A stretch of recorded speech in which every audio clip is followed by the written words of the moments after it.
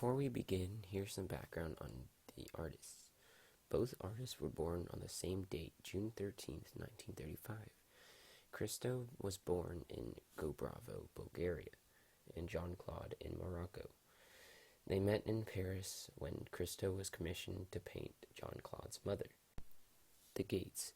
It was an installation piece that was only up for 16 days. It was called The Gates, and the artists are Christo and Jeanne-Claude. They are a married couple, and the dates of the piece is from 1979 to 2005. But the 1979 part is when it was first proposed.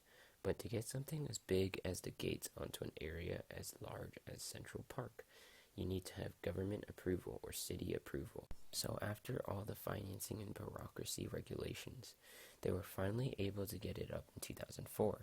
Christo and Jeanne-Claude are in a very unique artistic and marital partnership. The duo achieve international recognition for their practice of using specially designed fabric to wrap public places. So that's what they're known for. And the Gates illustrate their vision of transforming a familiar urban park or setting into a dramatic example environmental art. So Christo and Jeanne-Claude first proposed the Gates in 1979. And like all their installations, the Gates did not require government or corporate financial support. Instead, the couples maintained their artistic independence by funding their projects with the sales of original drawings, collages, and scale models. Although financing did not present a problem, there were bureaucratic regulations presented that seemed insurmountable and obstacles that delayed the project for 26 years. Mayor Michael Bloomberg ultimately provided crucial support by praising the Gates as one of the most exciting public art projects ever put on anywhere in the world. So the Gate lived up to Bloomberg's enthusiastic endorsement, and the vast project began when a small army of 600 workers installed 7,503 vinyl gates along 23 miles of pathway in Central Park. They then attached free-hanging saffron-colored nylon panels to each of the 16-foot-tall gates as Jeanne-Claude and Christo watched the workers unfurl 9-foot-long panels on February 12, 2005. So even though that took 26 years to make this, it was really supposed to be a short-term exhibition that only lasted 16 days. And this was a deliberate short-term duration. Gives the work what Christo calls a feeling of urgency to be seen, and he defends his commitment to the brevity of it by contending, "I think it takes much more courage to create things to be gone than to create things that will remain." So Christo and Jeanne-Claude insist that the artistic creations are designed to inspire joy and beauty rather than to explore deeper messages. Our art has no purpose other than to be a work of art. We do not give messages.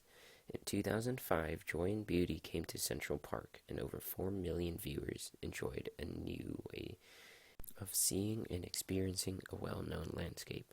For people who walked in the park, the saffron-colored corridors offered a welcomed contrast to New York City's rigid, geometric, gridded streets and avenues. And then when seen from the skyscrapers, the Gates seemed what Christo and Jeanne-Claude poetically described as a golden river of appearing and disappearing between the bare branches of trees and highlighting the shape of the footpaths. And here are two other works Christo and Jeanne-Claude created. On the left is Surrounded Islands, where they surrounded a ton of islands along the Bay of Florida with pink polypropylene fabric. And on the right is the Valley Curtain, where they used the same material as the Gates to create an artificial barrier in Rifle, Colorado. And this is the Black on Black vessel. The artists of this piece is Maria Martinez and Julian Martinez, and is based off pieces they found in a dig site in Chihuahua, Mexico. It's Puebloan and is from Pueblo, New Mexico. Dates about mid-20th century and it's considered blackware ceramic, and this is going to illustrate the convergence of native and white history it results in a revival of an ancient black-on-black ceramic techniques, which was encouraged by anthropologists. Each piece of pottery was constructed primarily for utilitarian purposes. It was supposed to be used for food and water and storage. But in the late 1800s, potters began making pieces for tourists.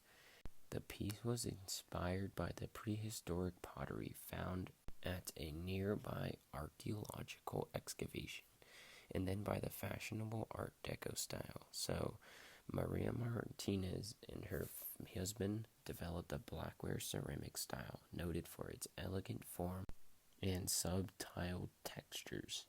The artists were a married couple, but many others were also involved in this construction. Maria was taught by her aunt, and then she passed on her skills to her son before the work was created. There is an offering that is made to a great spirit. The idea that the Great Spirit allows for to make this work, and the work itself is not religious or spiritual in nature.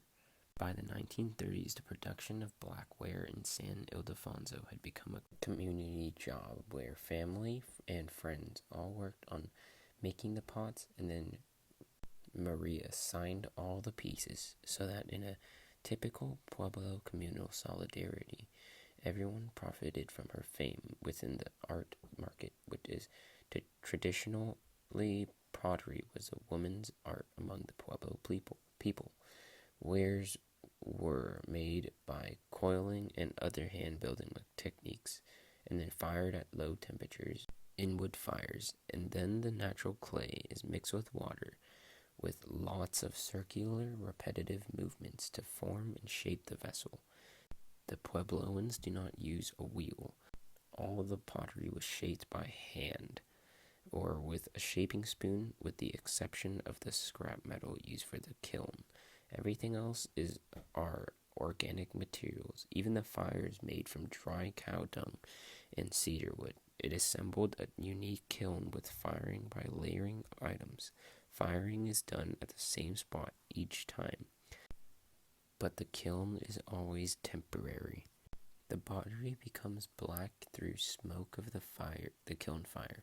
The surface is then polished with stone, known as burnishing, and some parts are covered in a slip-knot glaze, which like fresco dries quickly, and then after firing, the slip areas remain in a matte finish, while the rest is glossy, and the decorative effects determined by the shape and the vessel. Maria made the pots, and then her husband painted them, with this design set interpreted traditional Puebloan imagery. This piece was created for a non-Native American audience. This is possible because a railroad was built into this New Mexico Puebloan society. Maria started signing her name on the bottom of these pots, and they were actually selling for more money when her name was signed on them. She was a nice woman, so she helped her neighbors by signing her names on her neighbors' pots as well. And this concludes my video.